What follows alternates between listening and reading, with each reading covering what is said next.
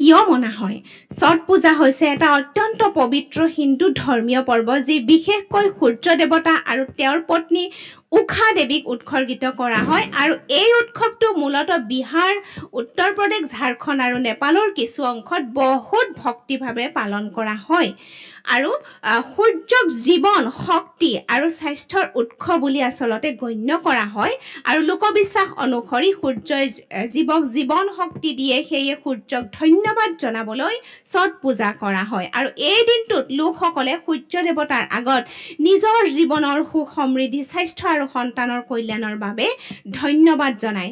ষঠী মাইয়া বা উষা দেৱীক সন্তানৰ ৰক্ষক আৰু কল্যাণকাৰিণী বুলি মনা হয় আৰু মহিলাসকলে নিজৰ সন্তানৰ সুস্বাস্থ্য আৰু দীৰ্ঘদিনীয়া জীৱনৰ বাবে এই পূজা কৰে।